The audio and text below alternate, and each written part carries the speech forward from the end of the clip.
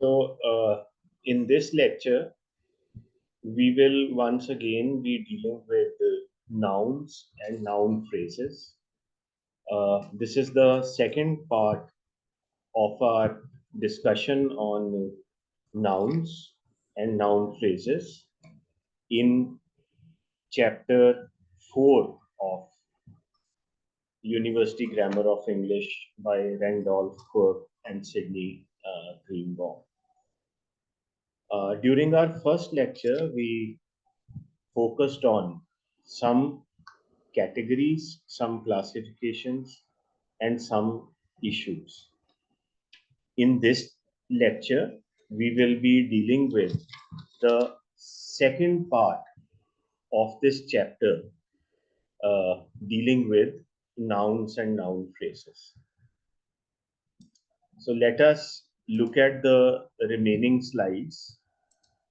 During the first lecture, just to remind all of us, we discussed a few things related to the basic classification of nouns as count nouns, okay, non-count nouns, and nouns which can be classified both as count and non-count nouns. I gave you some examples of these, and then we discussed the use of these count and non-count nouns with various determiners. This was the second part of our discussion. Uh, which determiners are used with count nouns, which are used with non-count nouns, and thereafter we took up reference. Okay. There is basically three types of reference: specific reference and generic reference. We try to understand how we make this reference in relation to various nouns, whether we make the reference with the use of indefinite article a and an, or with definite article the. Okay, so this was the second part of our discussion, generic reference. Then we had uh, two types of specific reference, definite specific reference and indefinite specific reference. We also took some examples of these. So today we will be looking at the remaining slides which deal with the which deal with some more issues related with nouns. Now we saw, let me start from here. We saw that adjectives basically are those words which give us additional information about nouns. But adjectives can also be used as nouns. When adjectives are used as nouns, the reference is generic, because when we use an adjective as a noun or as a head word, please remember that we are not referring to one member of the entire group, but we are referring to the entire group, to all the members of the group. So whenever we use adjectives as nouns, the reference is generic and not specific. Now look at this example. The rich should participate in social welfare programs. Now here, the rich basically means all the rich people. So in this way, adjectives can be used as head words, as nouns, okay, as the subjects or the objects of the sentence. Okay. In such cases, the adjective is always preceded by the. Please remember this. Now,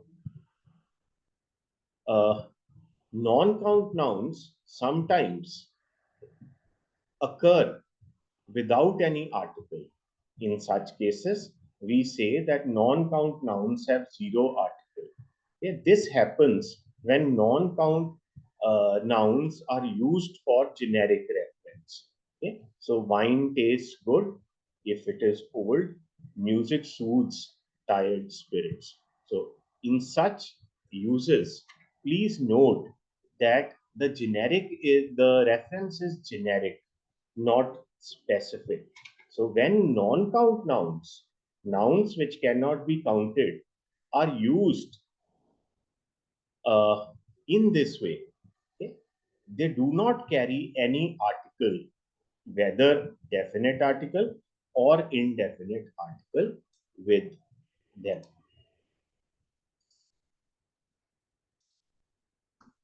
Now, let us take up this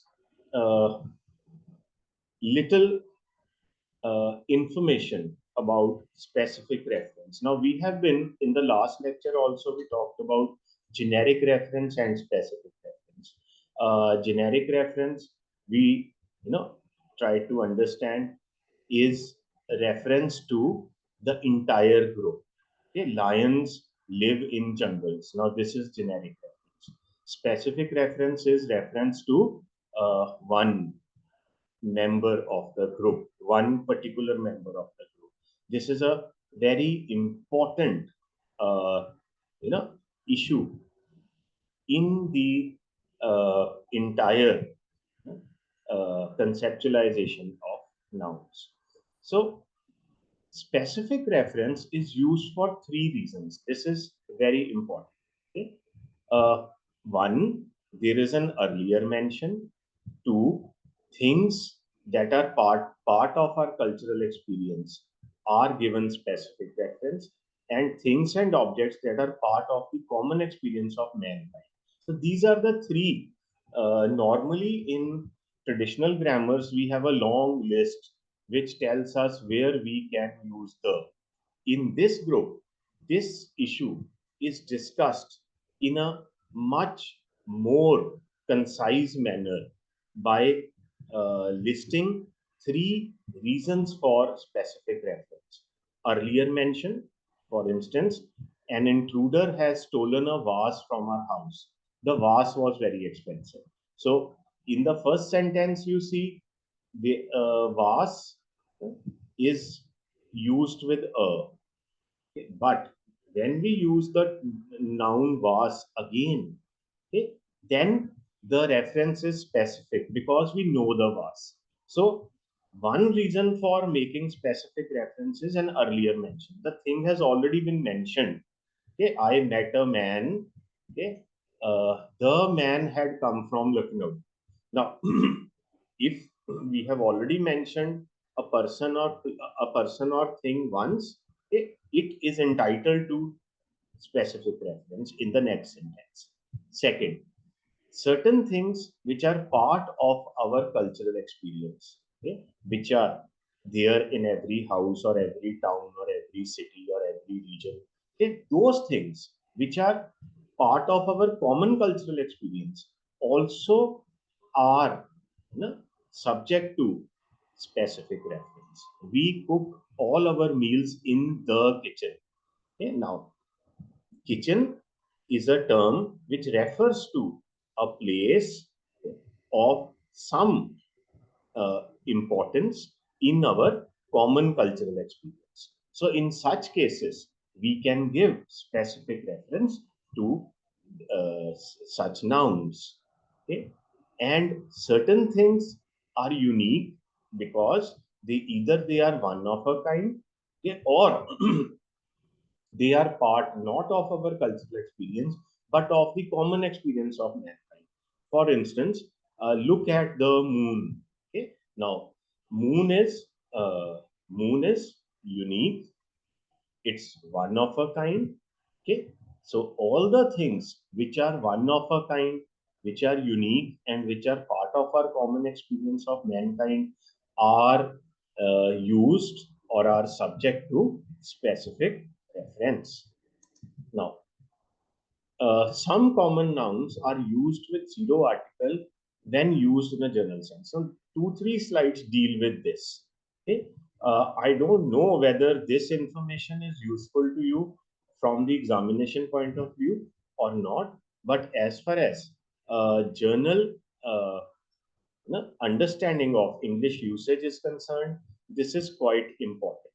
Now, some common nouns, okay, particularly count nouns, okay, can be used in with zero article in uh, those cases where they do not refer to one unit, but they refer to the particular place of that object or thing in our life. So when we do not refer to car, to one car or one unit, okay, uh, one unit which refers to a car, but we refer to car as a means of transportation, we can use these nouns without any article. Now, look at the examples. We always travel by car. Now, here we are not referring to a particular car, but we are saying we travel by car. It can be any car. Okay. But when we say please sit in the car, there it is quite clear that the reference is being made to the car which is there, just there, on the site where the people engaged in conversation are present. So I called him at 10, he was still in bed. Here again you can see this kind of usage. We are not using a bed or the bed, because here bed does not refer to a piece of furniture, but bed refers to the act of sleeping. Okay, he was in bed means he was sleeping. Okay? So there are some more examples. We can, say in church, in prison, at hospital, at school. Okay, for instance, I can say the children are attending classes inside the school.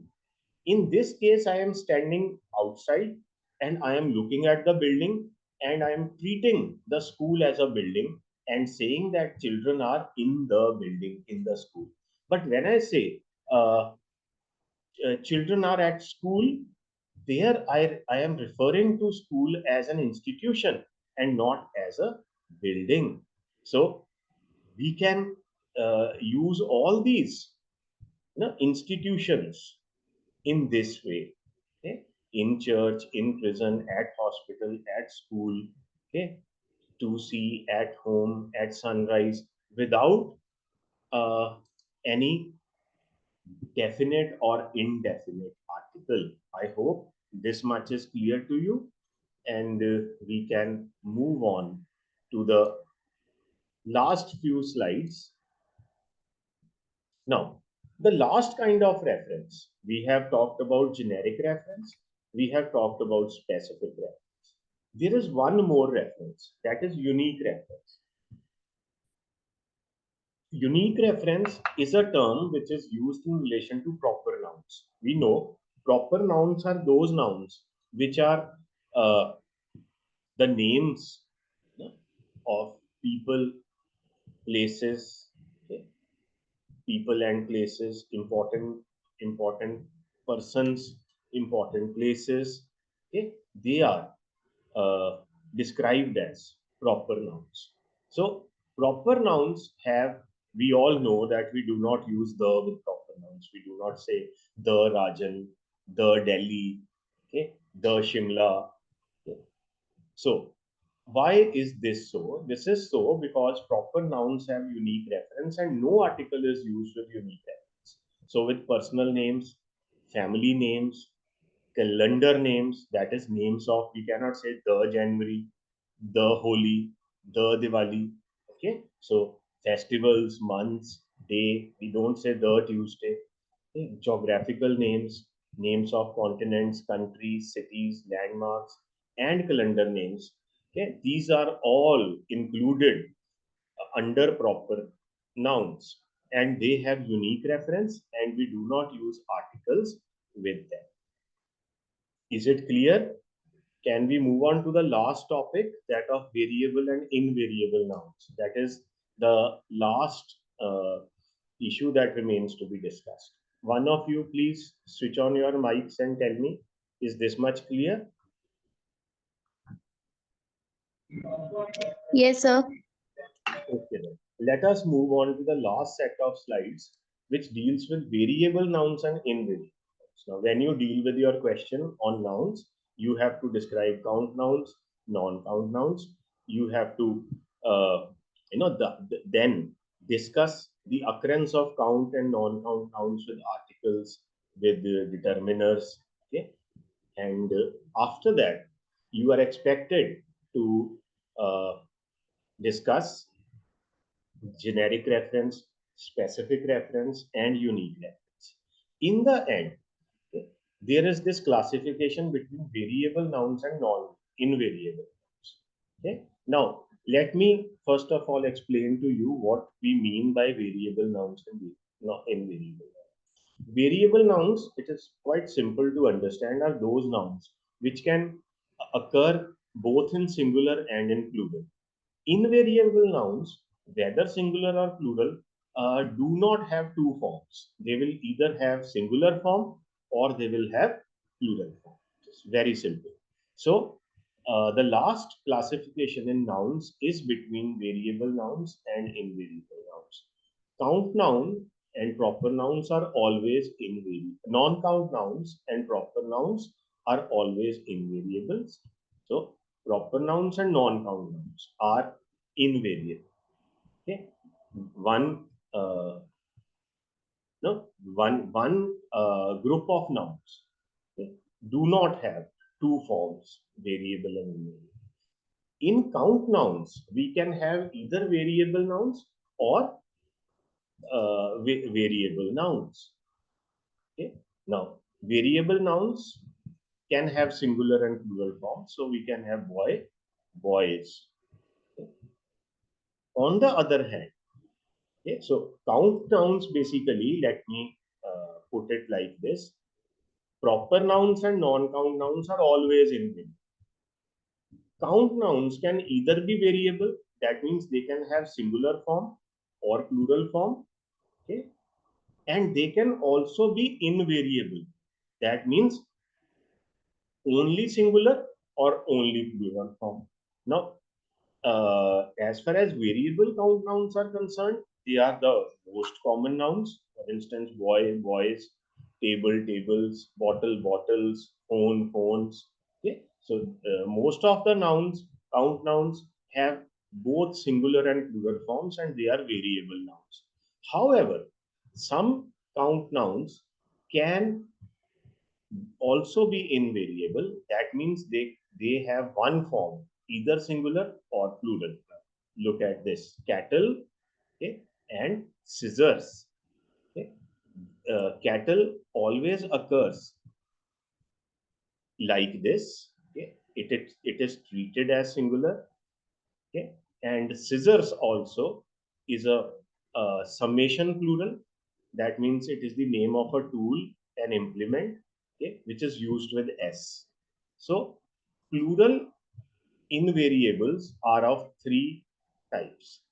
We have summation plurals like scissors, nouns which refer to implements, tools, okay, and all that always, and the term always ends with s. These are called summation plurals. Then we have collective nouns, nouns like cattle, staff, army, committee, okay, which have singular form but meaning is plural. And the last is the category that we discussed in today's lecture, adjectives used as head words. These are also an example of invariable count nouns because here again adjective is used in the singular, okay, but it has plural meaning. So let us look at a list of plural invariables which I have made. So you have in plural invariables, we can have examples of such nouns as binoculars, scales, glasses, braces, trousers, arms when it refers to weapons, archives, areas or spices, funds when it refers to money, lodgings, premises when it refers to building. So there is, if you look at the chapter in your book, there is a very long list of different kinds of uh, invariable count nouns, okay? Plural invariable count nouns. Because as I have said, count nouns can be both variable, that means they have singular and plural form, and invariable count nouns, okay, which have either singular form or plural form. So we have looked at the list of plural invariables, okay, nouns which are used as uh, as plural only and not singular. So by this we mean that the agreement with the verb will also be, okay, uh, in line with plural constructions. Then we have some irregular plurals. This is another category of nouns. By irregular plurals, we mean these plurals are not formed with the help of S and ES. There is again in your books, in if you read the chapter in your book, there is a long list of and several examples of irregular plurals. Okay? So you have calf, calves. Okay, so here uh, whereas calf is voiceless, calves is voiced. Then there is, in some irregular plurals, plural is formed by changing the form of the first form of noun. So foot is made feet. Then we have en plural, like ox and oxen, zero plural, whereas there is no change in singular and plural forms. Okay, they are both the same. So you have sheep and sheep, and then we have foreign words, okay, where the difference between singular and plural is not regular. They are not differentiated by the absence or presence of S and ES. So you have lava, lave, syllabus, Sir, syllabus. sir, sorry for disturbing. Please tell us the definition of irregular plural. Please again. Definition of Yes, sir. definition of Irregular plural, sir. okay. But irregular plurals are those plurals which are where the plural form is not made with the help of S and ES.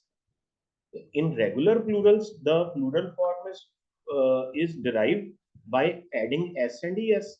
Okay, you have book, the plural form is books. Okay? You have lock, plural form is locks. Singular is door, plural is doors. Okay? In some cases, you have es, you have sky, skies. But irregular plurals are those plurals where we do not add s or es to form plurals. Plurals are formed in irregular ways, different ways, by either changing f with v, leaf, leaves, okay, foot, feet, okay. Then ox, oxen, sheep, sheep. Now here this is zero plural because the form of the singular and the plural is the same. Yes, Amandeep, is it clear? Yes, sir. Okay. So thereafter we are left with just two more slides. This is just a list of collective nouns. You can look at these. Okay. Collective nouns are also of three types: specific, generic, and unique. Okay. So just this is just for your information. There is nothing much to explain here. And last is uh, case. Okay. Uh, in English, nouns have a two case system: common case and genitive case. Now, what is genitive case? Genitive case is when we refer to the origin of something, when we want to show who the thing belongs to, okay, who has made something. In all such cases, genitive case is used. That means we add either s apostrophe s or only apostrophe after the noun in order to show possession. Okay, now let me, I am reading from your book. Genitive case can be used to show possession. Okay, my father's room. Okay. Then, uh, in order to show the source, the boy's application, मतलब application लड़के ने दी है. Okay. Origin, girl's story. Who has written the story? The girl has written the story. Okay. Or descriptive genitive, describing a certain noun, woman's college, etc. So there are 5, 6 kinds of generic genitive reference, or 5, 6 types of genitive case. But the most important thing is, how do we write the genitive case? We write it like this. For singular, boy, it will be boy apostrophe s, but for plural, it will only be apostrophe. Okay. You can see the same thing here. Okay. Spice is plural, so you do not write apostrophe and then another s. Only apostrophe is sufficient. Okay. Then man's, but if we have a distinct term for plural, if it is not a regular plural, okay, then we have apostrophe s. But if a word or a noun ends with s, okay, then again we do not add apostrophe s. Only apostrophe is sufficient. Is it clear?